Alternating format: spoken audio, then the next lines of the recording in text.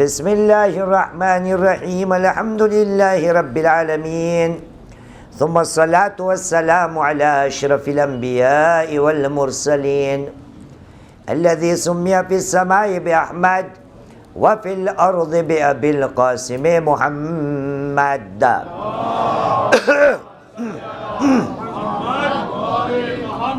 وعلى آل بيته الطيبين الطاهرين المعصومين الذين أذهب الله عنهم الرجس وطهرهم تطهيرا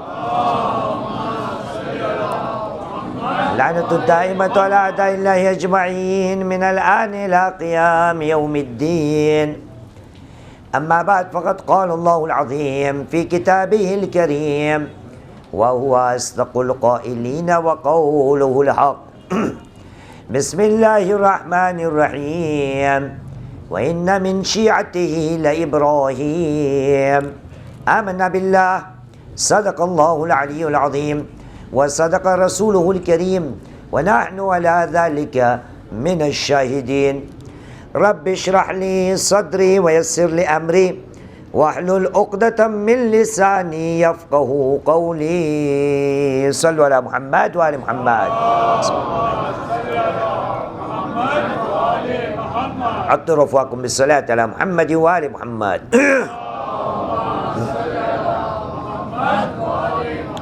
ایک اور صلوات پڑھیے محمد و آل محمد پر.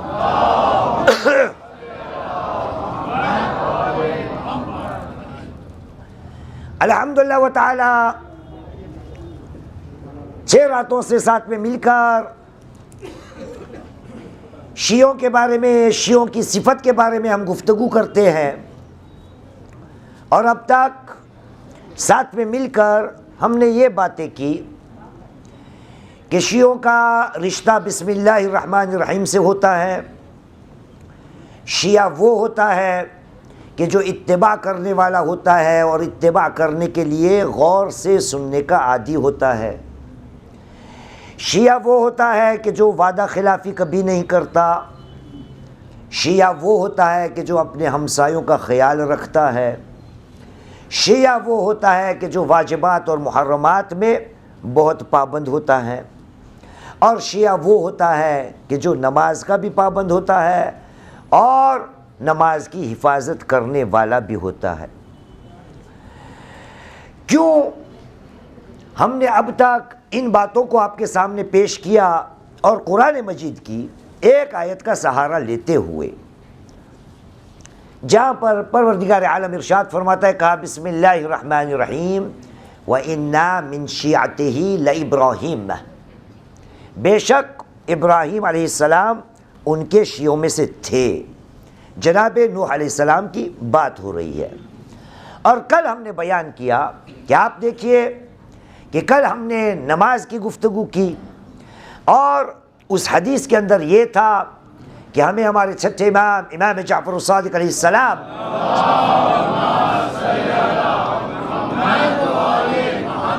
نے کہا تھا کہ ہمارے شیعوں کا امتحان لو، دیکھو کہ وہ نماز کے وقت کو کتنی پابندیوں کے ساتھ ادا کرتے ہیں.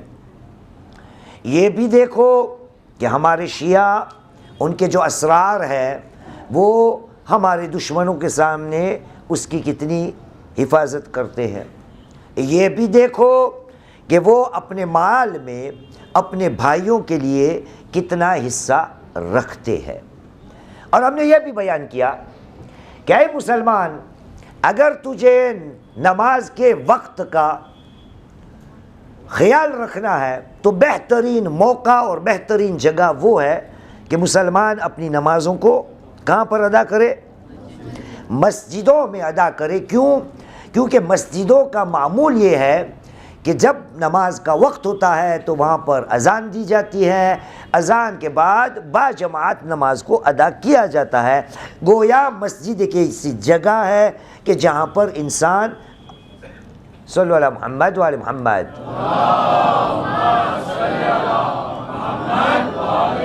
مسجد ایک ایسی جگہ ہے کہ جہاں پر انسان اپنی نماز کو وقت پر ادا کر سکتا ہے.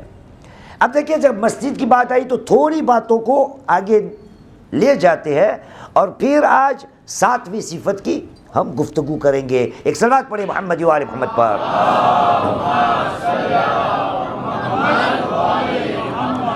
یہ بات ہم نے 3 سال پہلے آپ کے سامنے پیش کی تھی، لیکن لگتا بھی یہی ہے کہ بہت سے ایسے نئے چہرے مجھے دکھتے ہیں کہ شاید جنہوں نے یہ والی حدیث نہ سنی ہو، اور جنہوں نے سن لی تو اس کے لیے کیا ہوگا، بات واپس تازہ ہو جائے گی.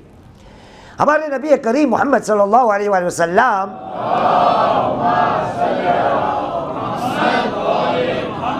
کا فرمان ہے، آپ نے کہا لا صلاۃ لجار المسجد الا،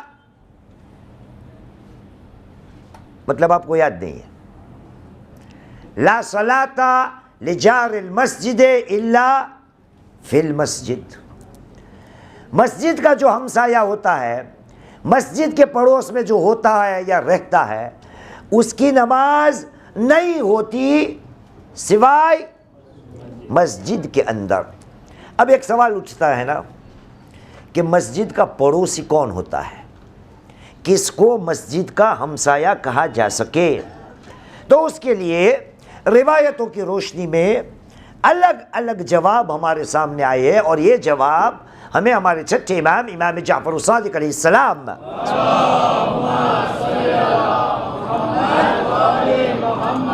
الگ الگ موقع پہ ہمارے سامنے آئے. ایک موقع ایسا آیا ہے کہ روایت تو ملتا ہے کہ کسی نے آ کر چھٹے امام سے پوچھا، مولا مسجد کا ہمسایہ کس کو کہا جائے؟ تو جیسا آدمی تھا اسی طرح سے اس کو جواب ملا. تو مولا نے جواب دیا کہ جہاں تک اذان کی آواز آئے نا وہاں تک مسجد کا پڑوسی کہا جائے گا.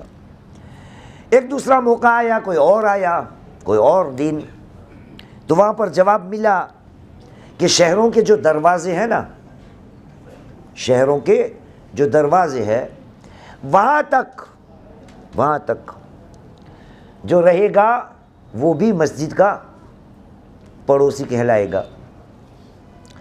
پھر ایک جواب یہ بھی ملتا ہے روایتوں میں کہ مسجد کے ارد گرد، مسجد کے آزو بازو میں 40 گھر کا جو فاصلہ ہونا، 40 چہل، وہ سب مسجد کے ہمسائے یا مسجد کے پڑوسے کہی جا سکتے ہیں.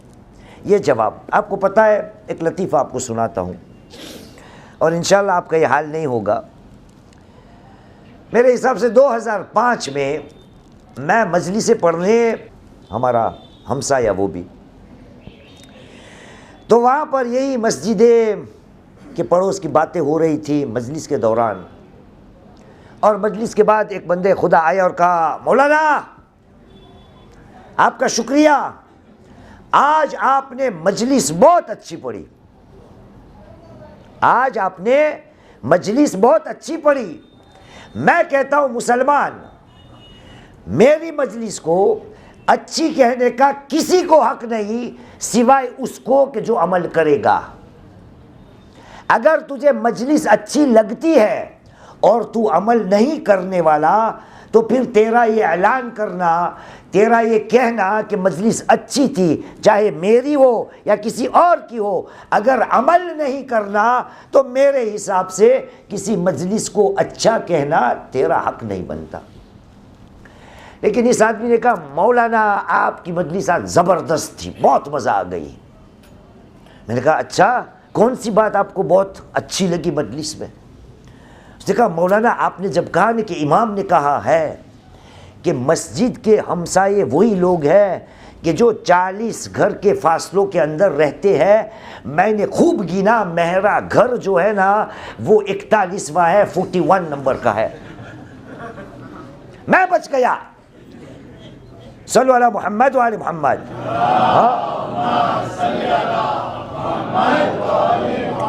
عزیزان محترم، آپ کے چہروں پہ مسکراہٹ آ گئی. دیکھیے ہم باندرا میں ہے، باندرا مسجد میں ہے. اس مسجد کی عمر کیا ہے کسی کو پتا؟ شاید بزرگ کو. کب بنی ہے یہ باندرا؟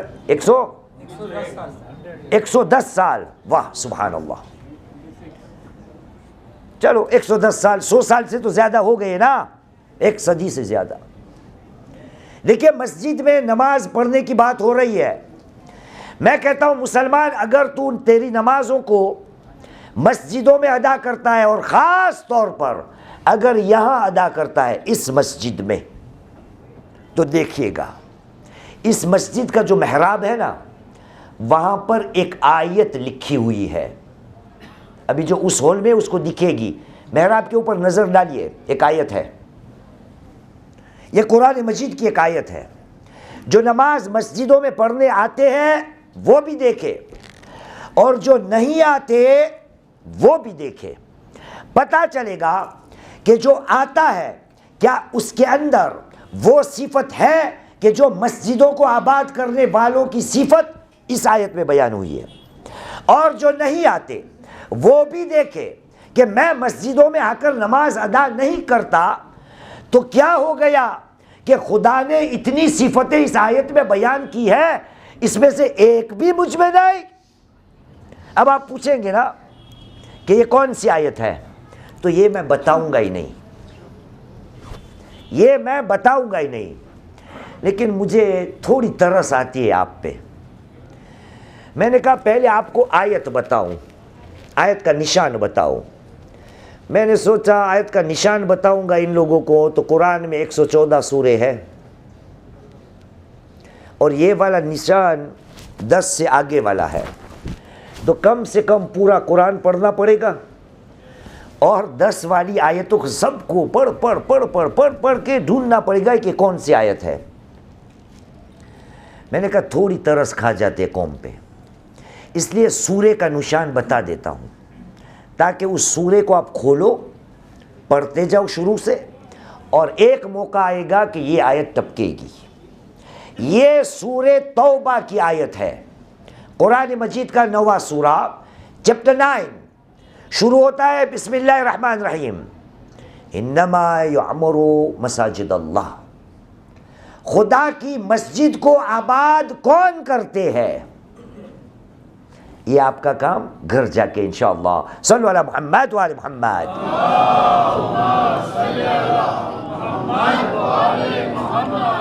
تو یہ 6 باتیں اب تک ہم نے ساتھ میں مل کر کر ڈالی. بسم اللہ الرحمن الرحیم، اتباع کرنا، غور سے سننا، وعدہ، واجبات اور محرمات، پڑوسی کا حق اور نماز. آج ایک 7ویں چیز، وہی معمول، ایک حدیث پڑھیں گے، اس میں سے ایک بات کو پکڑیں گے. چھٹے امام جعفر الصادق علیہ السلام،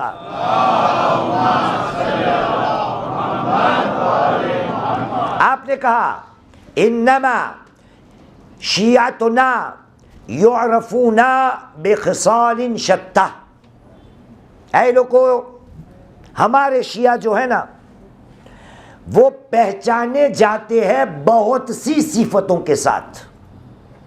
پہلے اس پہ غور کرتے ہیں. دیکھیں شیعوں کی صفت ہر کسی کا یہاں پہ دعویٰ ہے، یہاں سے لے کر پورا ہال اور بہار ہے جہاں پر بھی ہے، سب کا دعویٰ یہی ہے کہ میں شیعہ ہوں. سب کو یہی ہے کہ میں ایک مومن ہوں. لیکن ہمارے چھٹے امام ہم کو کیا بتا رہے کہ بھائی فخر کی بات یہ نہیں کہ تو اپنے آپ کو شیعہ سمجھ، فخر کی بات یہ نہیں کہ تو اپنے آپ کو صحیح سمجھ. صحیح بات تب ہوگی، فخر کی بات تب ہوگی کہ جب تو شیعوں کی طرح پہچانا جائے گا. یعنی تیری نظر جو تجھ پہ ہے، تیرے بارے میں تیری جو رائے ہے، اس کی کوئی ویلیو نہیں. ویلیو تیری تب ہوگی، قیمت تیری تب ہوگی جب لوگ آ کے کہیں گے کہ یہ علی کا شیعہ ہے، یہ جعفر کا شیعہ ہے، یہ محمد کو ماننے والا ہے، یہ حسین کو ماننے والا ہے. جب لوگوں کے درمیان تیری پہچان شیعہ ہونے کی ہو جائے گی، تب کہا جائے گا کہ تو انشاءاللہ تعالی ایک شیعہ ہے. اس کے بعد صفتیں آتی ہے. آپ نے کہا یعرفون بالسخا وببذل الاخوان، اور اس کے بعد وبأن يصلوا 50 لیلا ونہارا. اس کا ترجمہ ابھی کرتا ہی نہیں میں، یہ جو باتیں آئی ابھی کرتا ہی نہیں. اس سے پہلے جو پہلے ہم نے باتیں کی ہے اس کو یاد کرتے ہیں اور آپ سے پوچھتے ہیں سب کو. بھولیے گا مت. دوسری مجلس تھی غور سے سننا. میں تو ریپیٹ کر ہی دیتا ہوں. ابھی پتہ چلے گا کہ مجلس سننے کا فن ہمیں آ گیا. مجلس سننے کا طریقہ کیا ہم کو آ گیا. Art of listening. مجلسوں کو کیسے سننا چاہیے. ان صفتوں کو جب ہم بیان کر رہے تھے تو کئی حدیثوں کو ہم نے آپ کے سامنے پیش کیا ہے. صحیح ہے. ٹھیک. سنیے ایک حدیث ہم نے ہمارے پانچویں امام باقر علیہ السلام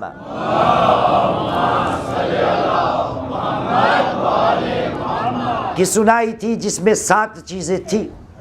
آپ نے کہا تھا علی کے شیعہ صرف اور صرف وہ ہوتے ہیں کہ جو صلی اللہ علیہ محمد وعلی محمد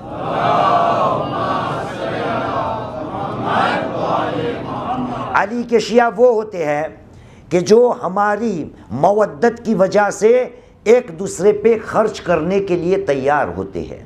علی کے شیعہ وہ ہوتے ہیں کہ ہماری محبت کی وجہ سے آپس میں ایک دوسرے سے محبت بھی کرتے ہیں. علی کے شیعہ وہ ہوتے ہیں کہ جو ہمارے کام کو زندہ کرنے کے لیے ایک دوسرے کی زیارت کرتے ہیں. علی کے شیعہ وہ ہوتے ہیں کہ جب بھی غصے کا عالم ان پہ آتا ہے تو ظلم نہیں ڈھاتے. علی کے شیعہ وہ ہوتے ہیں کہ ان کی زندگی میں جب خوشحالیاں آتے ہیں تو حدوں کو پار نہیں کرتے, اسراف نہیں کرتے. علی کے شیعہ وہ ہوتے ہیں کہ جب وہ ہوتے ہیں تو اپنے اڑوس پڑوس کے لیے برکت بن جاتے ہیں. اور علی کے شیعہ وہی صرف اور صرف ہوتے ہیں کہ جس کے ساتھ بھی رہتے ہیں ان کے ساتھ سلم امن و امان کے ساتھ رہتے ہیں. یہ ایک حدیث. دوسری ہم نے آپ کے سامنے پڑھی تھی ہمارے 11ویں امام حسن عسکری علیہ السلام.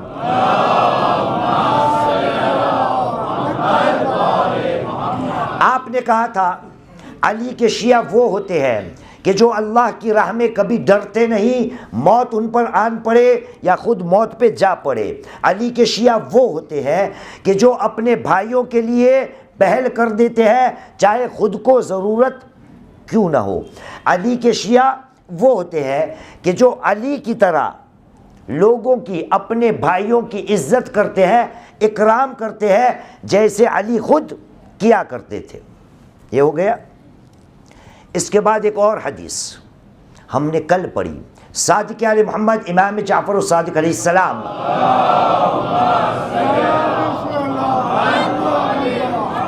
وہاں پر چھٹے امام نے ہمیں کہا ہمارے شیعوں کا امتحان لو, دیکھو نماز کے وقت کتنی پابندی سے نماز کی حفاظت کرتے ہیں.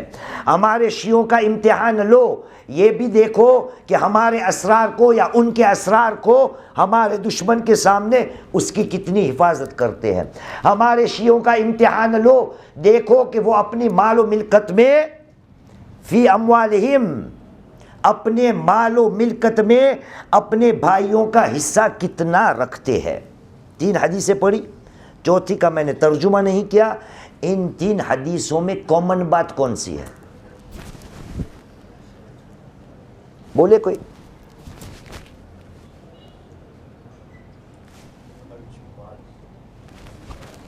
جی بولیے بچے. ہاں وہ تو پتہ ہے نا, پورا موضوع یہی ہے. احسن, شاباش.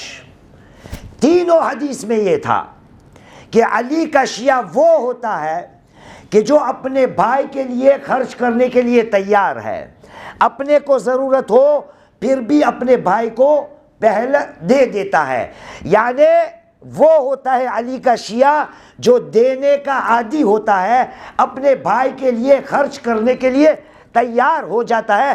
آج جو حدیث ہم نے پڑھی اس میں چھٹے امام نے کیا کہا, اے لوگوں یاد رکھنا ہمارے شیعوں کو اگر پہچاننا ہے بہت سی صفتوں کے ساتھ وہ پہچانے جاتے ہیں.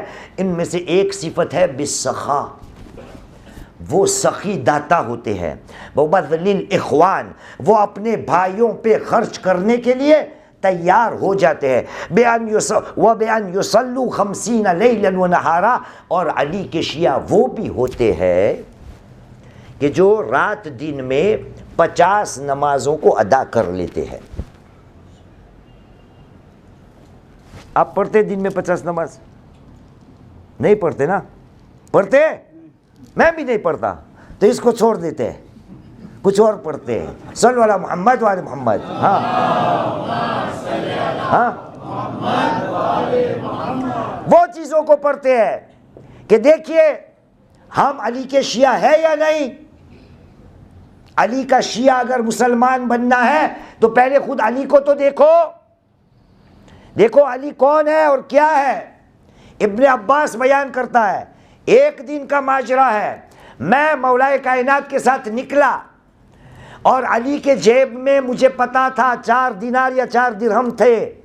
صبح سے ہم ساتھ میں نکلے اور صبح ہی دین کے دوران مولا نے 1 دینار یا 1 درہم اللہ کی راہ میں کسی محتاج کو دے دیا. پھر ایک موقع آیا کہ میں نے دیکھا کہ علی کسی ایک جگہ پہ گئے, ہاتھ کو جیب میں ڈالا اور نکال کر واپس آ گئے. میں سمجھ گیا کہ علی کسی کو کچھ دے کے آ گئے. ایک تیسرا موقع آیا, سب کے سامنے علی نے 1 درہم اور یا 1 دینار اور کسی کو دے دیا.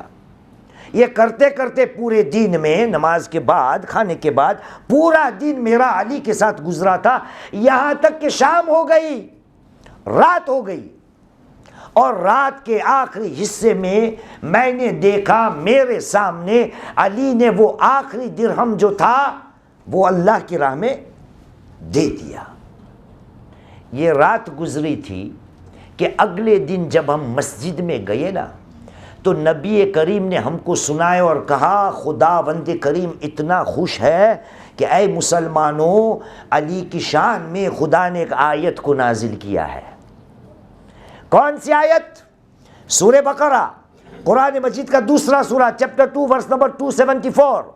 وہاں پہ اعلان رب العزت ہوتا ہے, کہا بسم اللہ الرحمن الرحیم الذین ينفقون اموالهم باللیل والنہار سرا وعلانیۃ فلہم اجرهم عند ربهم ولا خوف علیہم ولا هم يحزنون. وہ لوگ کہ جو اپنے مال کو اللہ کی راہ میں دیتے ہیں, رات کو دیتے ہیں, دین کو دیتے ہیں, چھپ چھپ کر دیتے ہیں, عام پبلک میں دیتے ہیں, ان کا درجہ, ان کا اجر خدا کے پاس ہے.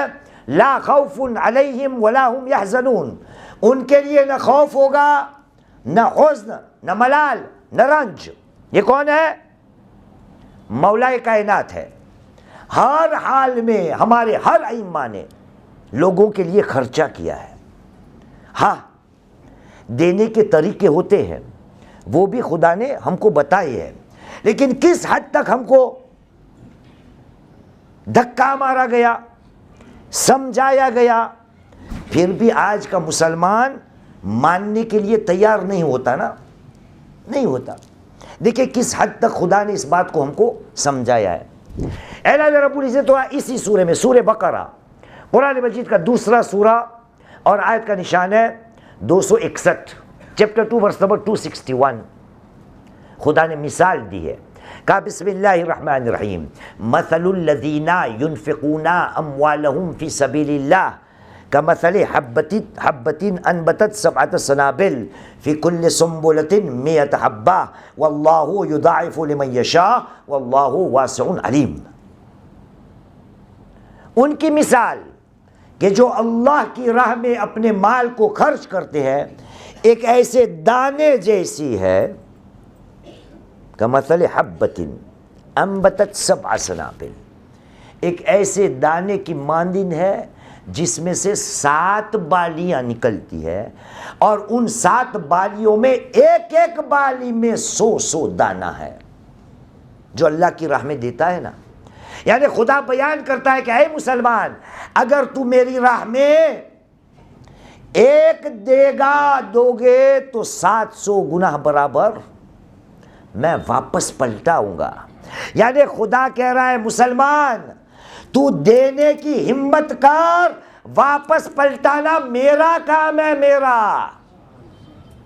لیکن مجھے اس پر یقین ہے، مجھے اس پر ایمان ہے، دینے کے بھی طریقے خدا نے ہم کو بیان کیے ہیں۔ کیا خدا نے ہم کو یہ نہیں سمجھایا کیسے دینا ہے؟ یہ بھی قرآن مجید میں۔ آئیے اسی سورہ بقرہ، قرآن مجید کا دوسرا سورہ، چیپٹر 2 ورس نمبر 271، خدا نے کہا بسم اللہ الرحمن الرحیم، اے لوگو صدقے دینا بہت اچھی بات ہے۔ ہاں، وَإِن تُبْدُوا الصَّدَقَاتِ فَنِعِمَّ هِيَ، اگر آپ لوگ صدقے دیتے ہو، خیرات کرتے ہو، فَنِعِمَّ هِيَ، بہت اچھی بات ہے۔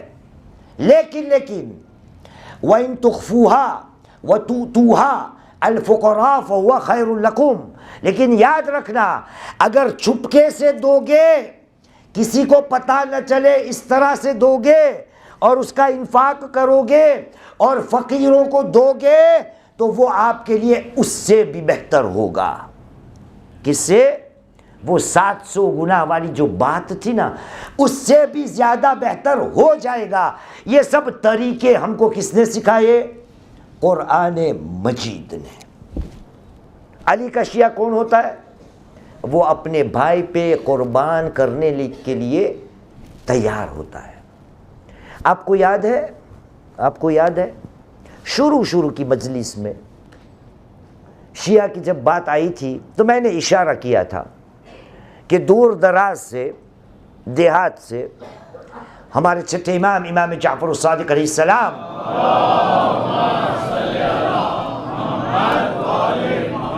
کے پاس اس کا صحابی آیا تھا، انقلاب کی بات کرتا تھا، یاد ہے، اور کہنے لگا تھا مولا آپ کو آپ کے شیعہ سلام دیتے ہیں۔ تو امام نے ایک سوال پوچھا تھا، کس کو یاد ہے؟ بولے۔ اپنے مسلمان بھائیوں کے دوسرے کی گٹیچے میں ہاتھ ڈال کے نکال کے لے جائے، شاباش، اور اس بندے کو اگر کچھ اعتراض ذرا بھی نہ ہو، حسن، سنا آپ نے؟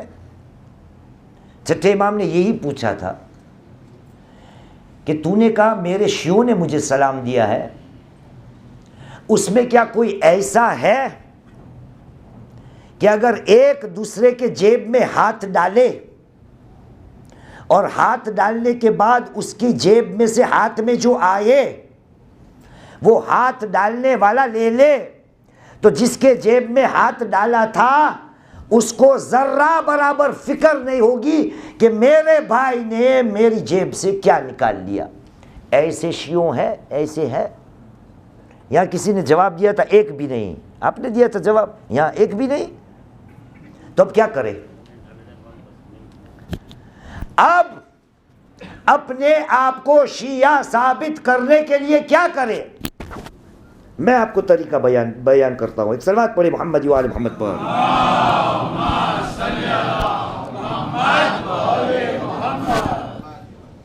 مجھے دیکھ رہے ہو؟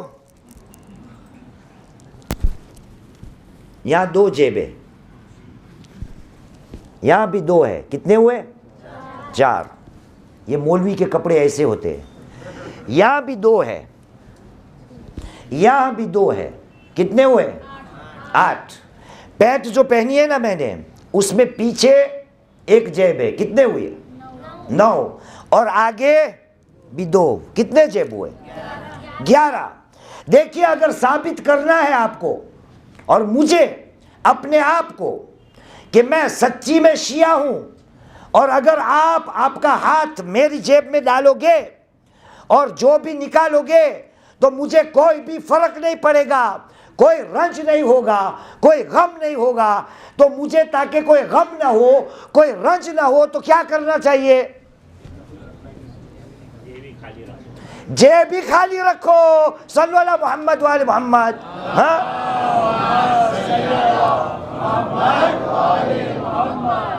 کیا یہ کرنے کا ہے؟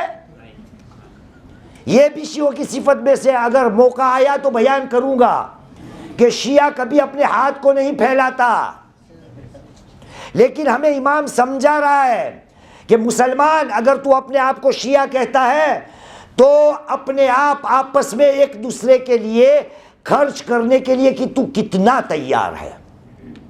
آپ کو پتا ہے یہ دینے کی جو بات ہے نا، اپنے بھائی پہ خرچہ کرنے کی جو بات ہے نا، اس کے اندر دو صفت پائی جاتی ہے.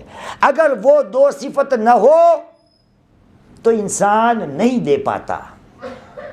دو ایسی بیماریاں ہیں یا دو ایسی خوبیاں ہیں. دیکھیے جو آیت پہلی میں نے آپ کے سامنے پڑھی 274، وہاں پر خدا نے کیا کہا تھا؟ مولا کائنات والی آیت، وَلَا خَوْفٌ عَلَيْهِمْ وَلَا هُمْ يَحْزَنُونَ، ان کے لیے نہ خوف ہوگا نہ حزن ہوگا. یہ ایک آیت. اب دوسری پڑھتا ہوں، چیپٹر 2 سورہ بقرہ، آیت کا نشان ہے 262 262. وہاں پر خدا کہتا ہے الذین ينفقون اموالهم فی سبیل اللہ ثم لا يتبعون ما انفقوا منا ولا اذى. وہ لوگ کہ جو اللہ کی راہ میں اپنے مال کو خرچ کرتے ہیں اور خرچ کرنے کے بعد نہ احسان جتاتے ہیں، نہ کسی کو سناتے ہیں، نہ اذیت دیتے ہیں کہ میں نے تجھے دیا تھا، ہاں، ان کے لیے بھی کیا ہے؟ لا خوف علیہم ولا هم یحزنون. ان کے لیے بھی نہ خوف ہے نہ حزن ہے. کوئی بات پلے پڑتی ہے کہ جب دینے کی بات آتی ہے تو خدا بندے کریم نے دونوں آیتوں میں حزن کی بات کی اور خوف کی بات کی. اس خوف اور حزن سے کیا سمجھ میں آتا ہے؟ کیا سمجھ میں آتا؟ کسی کو سمجھ میں آتا ہے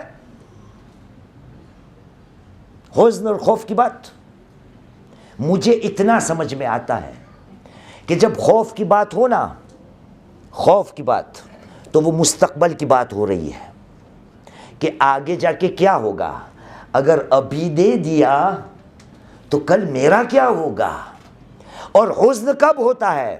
کہ جب دے دیا پھر پچھتاوا ہوتا ہے. یعنی ایک ماضی کی بات ہے، ایک مستقبل کی بات ہے. لا خوف ولا حزن، نہ ان کو خوف ہے کہ آگے جا کے میرا کیا ہوگا، نہ اس کو حزن ہے، نہ وہ سوچتا ہے کہ او بھائی اتنے سارے میں نے دے دیے، نہ پیچھے کا سوچتا ہے کہ ماضی میں نے دے دیا، ختم بات.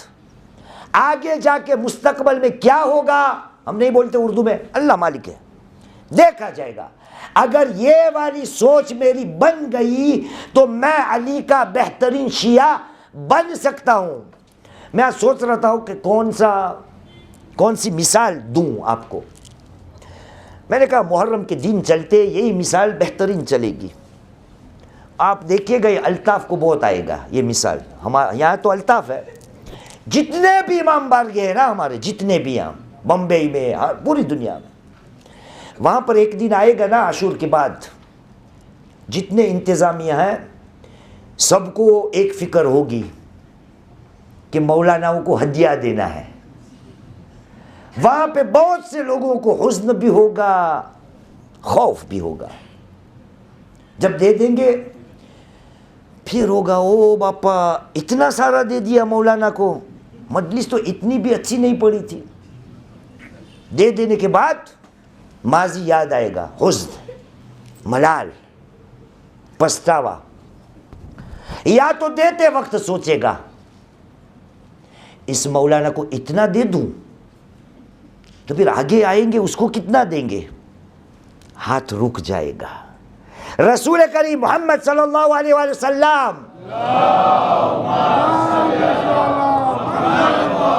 حدیث کا مضمون آپ نے بیان کیا. اے لوگوں، افضلکم ایمانا او اکملکم ایمانا ابسطکم کفا. لوگوں یاد رکھنا، تم میں سب سے بہترین ایمان رکھنے والا یا تم میں سب سے اکمل کامل ایمان رکھنے والا وہ ہے کہ جس کی مٹھی زیادہ تر کھلی ہوتی ہے. شیعہ بننا ہے. 4 حدیثیں پڑھی نا آج، کم سے کم 4، کہ علی کا شیعہ وہ ہوتا ہے کہ جو سخاوت کرتا ہے. علی کا شیعہ وہ ہوتا ہے کہ جو اپنے بھائیوں کے لیے خرچ کرنے کے لیے تیار ہوتا ہے. مسلمان، کیا فقط پیسوں کی بات ہو رہی ہے؟ ایک چیز تو خدا نے سب کو ایک جیسی دی ہے، وہ کیا بھائی؟ ٹائم. دن میں 24 گھنٹے ہے. کیا آپ کے پاس 24 اور اس کے پاس 28 اور اس کے پاس 23 اور اس کے پاس 20؟ سب کے پاس 24 گھنٹے ہے. ٹائم سب کے پاس ایک جیسا ہے. مسلمان اگر تو کچھ نہیں دے سکتا اپنے بھائی کو تو تھوڑا سا ٹائم تو دے. جب تجھے کبھی وہ بلاتا ہے کہ میرے ساتھ آ، میرا یہ کام کر دے، مجھے تھوڑی مدد کر دے، مجھے تھوڑی صلاح دے دے، مجھے تھوڑا یہ بات سمجھا دے، میں ٹائم بھی دینے کے لیے تیار نہیں ہوتا. کیوں؟ یہ جتنی حدیثیں ہیں وہ میرے لیے بیکار ہے. انگلش کی جو حدیث ہے نا وہ مجھے بہت پسند ہے. کون سی؟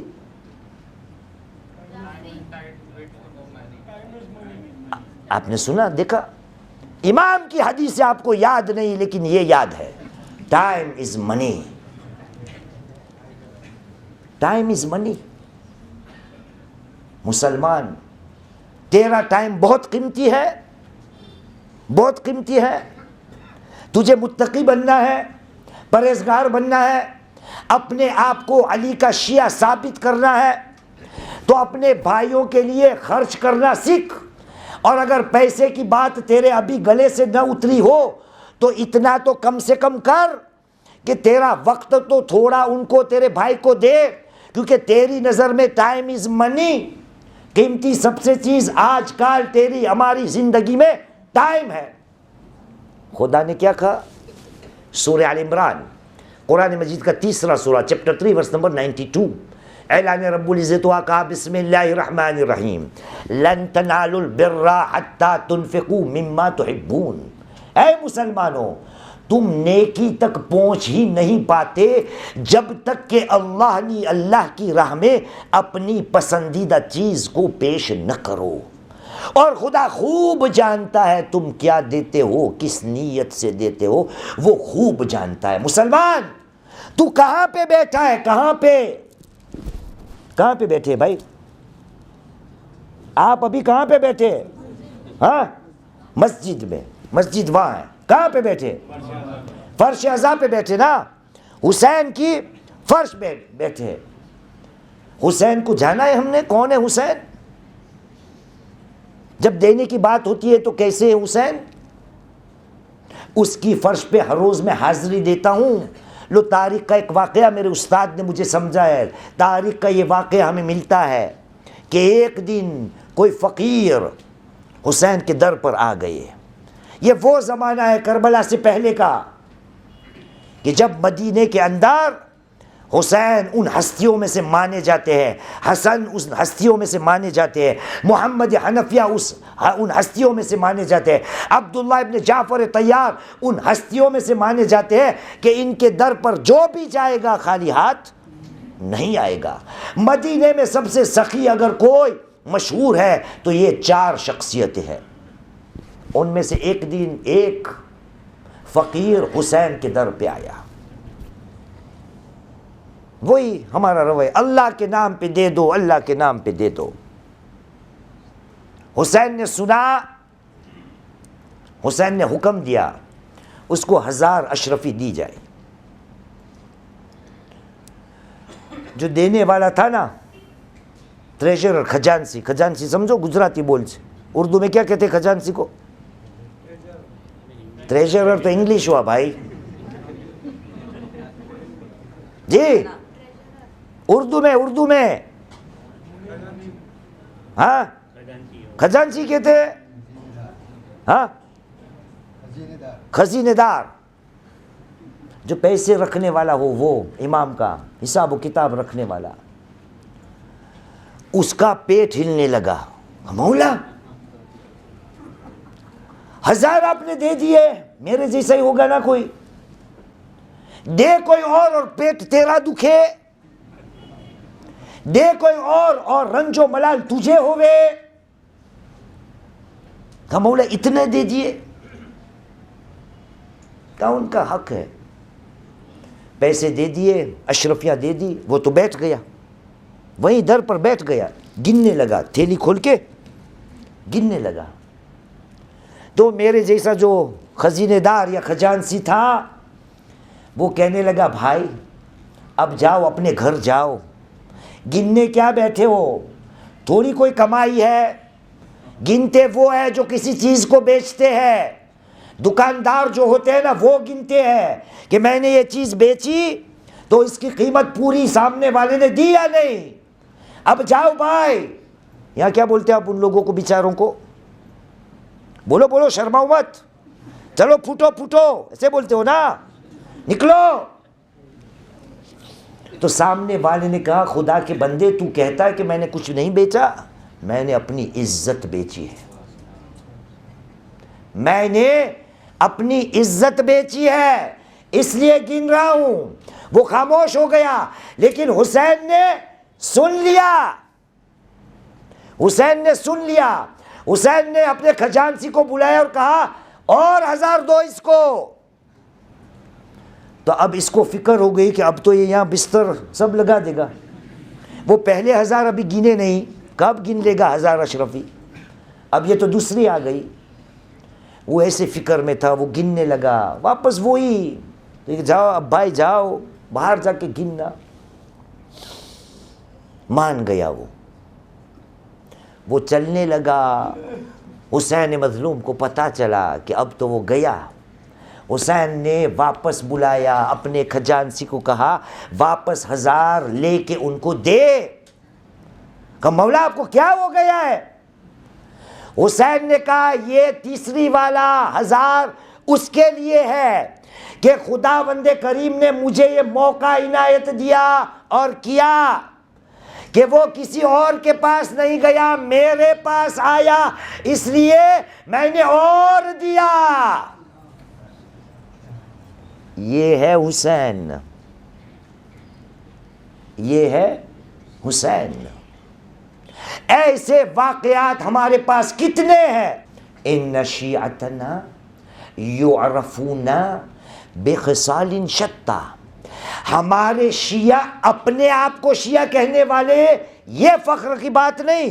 جب لوگ آ کے کہے کہ یہ علی کا شیعہ ہے تب کہا جائے کہ اس بات میں کوئی دم ہے. ایک صلوات پڑھے محمد و آل محمد پر.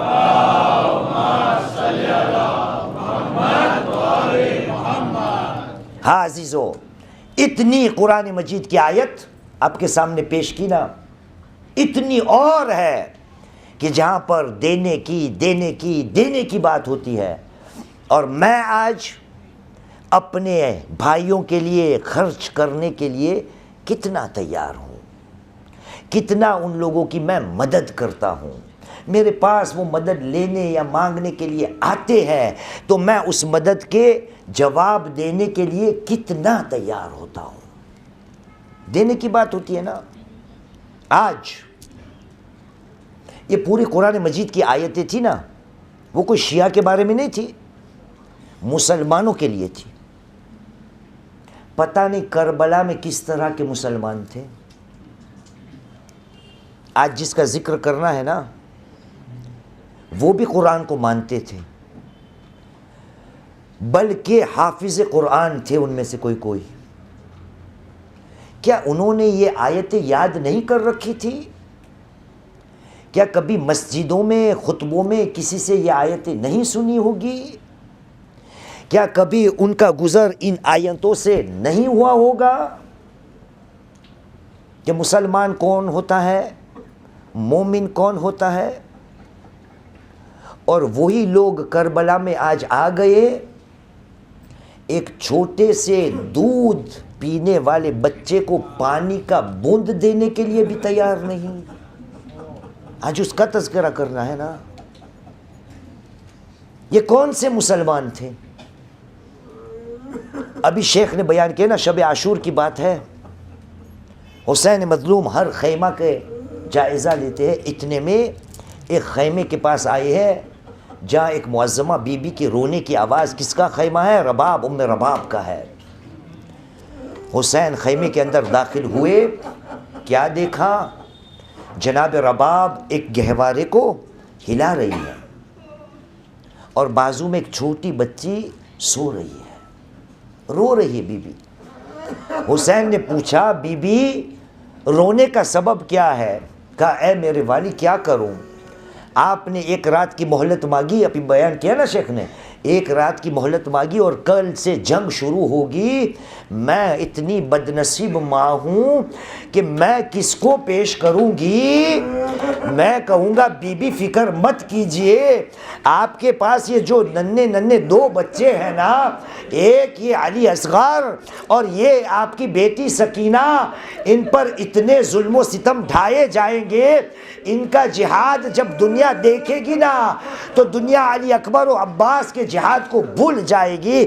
اللہ عالم حسین مظلوم نے اس بی بی کو کیسے تسلی دی ہوگی۔ الحاصل روز عاشور نمودار ہو گیا، ایک کے بعد ایک لوگ اپنی جانیں قربان کرتے گئے۔ ایک موقع آیا کہ اب حسین کے پاس کوئی نہیں رہا، حسین نے ایک صدا بلند کی، حل من ناصر ینصرنا، ارے کوئی ہے کہ جو ہماری نصرت کے لیے آئے، ارے کوئی ہے کہ جو ہماری مدد کرنے کے لیے تیار ہو جائے۔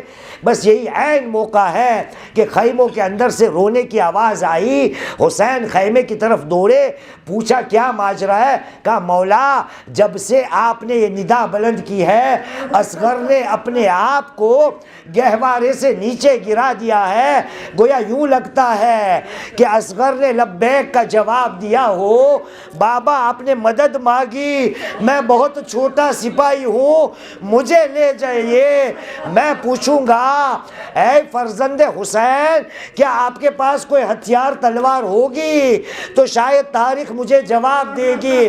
اے ذاکر فکر نہ کر، اس بچے کے پاس ایسی تلوار ہے، ایک سوکھی زبان چلائے گا نا ظالموں کے دل رونے لگیں گے۔ ہاں عزادارو وہ موقع آ گیا، حسین مظلوم اصغر کو لے کر میدان میں چلے، وہاں جا کر خطبہ دیا اور ایک ہی سوال کیا، کہا اے فوج اشقیاء کیا آپ کو نظر نہیں آتا میرا چھوٹا اصغر، الا ترون انہ یتلظی من العطش، کیا آپ کو نظر نہیں آتا میرا چھوٹا بچہ ارے پیاس کی وجہ سے حالت تلظی میں ہے۔ عزادارو آپ کو پتہ ہے حالت تلظی کیا ہوتا ہے؟ یہ حالت تلظی عربی زبان میں مچھلیوں کے لیے استعمال ہوتا ہے۔ حالت تلظی یہ ہوتا ہے کہ مچھلی کو جب پانی سے نکالا جاتا ہے نا تو ایک پہلا قدم یہ اٹھاتی ہے کیونکہ اس کو واپس پانی میں جانا ہوتا ہے تو وہ اپنے آپ کو اچھالے مار مار کر کودتی ہے اور اسی کے لیے کہ میں شاید پانی میں چلی جاؤں، لیکن ایک موقع آتا ہے کہ مچھلی کے اندر اب طاقت نہیں رہتی، بس اتنی طاقت رہتی ہے کہ وہ اپنے آپ کو کبھی دائیں طرف لیتی ہے کبھی بائیں طرف لیتی ہے، مطلب کروٹیں بدلتی ہے، اب اپنے خود کے جسم کو اٹھا نہیں پاتی۔ یہ دوسرا موقع ہوتا ہے۔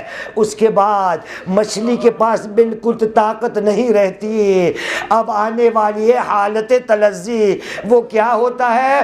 مچھلی کے پاس بس اتنی طاقت بچی ہوتی ہے کہ وہ اپنے منہ کو کھولتی ہے اور بند کرتی ہے۔ کیا کرتی ہے مچھلی؟ آخری سانس لیتی ہے۔ حسین نے کہا اے ظالموں میرے بچے کے پاس اب کچھ نہیں باقی، آخری سانس لے رہا ہے۔ عزادارو یہ موقع تھا جب رونے کی آواز بلند ہونے لگی، وہاں پہ حکم صادر ہوا، حرملہ کو کہا گیا اقطع کلام الحسین۔ عزادارو وہ تیر چلانے والا آ گیا، ابھی آپ نے سنا نا کہ حرملہ کو جب وہاں پر گرفتار کیا گیا مختار کے دربار میں تو پوچھا گیا تھا کہ اے حرملہ اصغر کے لیے کتنی بار کمان کو تیار کیا تھا؟ کہا 3 بار۔ کہا تو بہادر ہے، 3 بار کیوں؟ کہا مختار کیا بیان کروں، جب بھی تیر کمان میں لگاتا تھا سامنے ایک خیمہ تھا، وہاں پہ ایک پردہ کبھی اٹھتا تھا ارے کبھی گرتا تھا، گویا ایسے لگتا تھا کوئی برقع پوش بی بی مجھے دیکھ رہی ہے اور اپنی آواز میرے دل و کانوں میں آتی تھی اور کہتی تھی حرملہ میرے اصغر نے تیرا کیا بگاڑا ہے؟ ارے تیر کمان سے چھوٹ جاتا تھا، ایک بار ہوا، 2 بار ہوا، پھر سنان آیا، انہوں نے اپنے ہاتھ کو میری آنکھوں پہ رکھا، میں نے قیامت کا تیر چلایا۔ عربی میں کہتے ہیں من اذن الی اذن، ارے وہ قیامت کا تیر چلا، ایک کان سے دوسری کان کی طرف سے نکل پڑا۔ عزادارو، حسین کا چھوٹا سا اصغر شہید ہو گیا۔ اب حسین واپس چل پڑے، جب خیمے کے جانب آئے، جناب رباب کی نظر پڑی، بچے کا حال دیکھا، ایک آواز نکلی، اب مثلو کا یا بنیا اب مثلو کا ینحار، اے میرے بچے کیا تجھ جیسے کو بھی ذبح کیا جاتا ہے؟ عزادارو، اصغر کا لاشا خیمے کے اندر آ گیا، لیکن حسین میدان میں جائے اس سے پہلے میرے استاد یوں بیان کیا کرتے ہیں مولانا صادق حسن کہ مولا نے رباب کو بلایا، کہا رباب مجھے آپ کی ضرورت ہے، تھوڑی میری مدد کرو گی؟ کہا مولا حکم کیجئے۔ کہا رباب اصغر کے لاشے کو لے لیجئے، میرے ساتھ آئے، بس دونوں خیمے کے پیچھے گئے۔ حسین کو پتہ ہے نا کہ بعد میں کیا ہونے والا ہے۔ حسین نے کہا رباب اصغر کی لاشے کو پکڑو، بس اصغر کی لاش ماں کے ہاتھ میں ہے، سلام ہو رباب پر۔ حسین اپنی تلوار سے ایک چھوٹی سی لحاظ تیار کر رہے ہیں، باپ کا جگر تھا، اتنے لاشوں کو اٹھائے ہوئے تھے، آنکھوں سے آنسو کا دریا جاری ہے۔ حسین کچھ نہیں بول رہے، لیکن رباب کی نظر گئی، میرا مولا حسین رو رہا ہے، رباب کے ہاتھ میں ماں ہے، ماں اصغر کا لاشا ہے، کیا بول اٹھی مولا صبر کیجئے، صبر کیجئے۔ الا لعنت اللہ علی القوم الظالمین وسيعلم الذين ظلموا أي منقلب ينقلبون إنا لله وإنا إليه راجعون رضا بقضائه وتسليما لأمره بسم الله الرحمن الرحيم اللهم إنا نرغب إليك في دولة كريمة تعز بها الإسلام وأهله وتذل بها النفاق وأهله وتجعلنا فيها من الدعاة إلى طاعتك والقادة إلى سبيلك وترزقنا بها كرامة الدنيا والآخرة برحمتك يا أرحم الراحمين.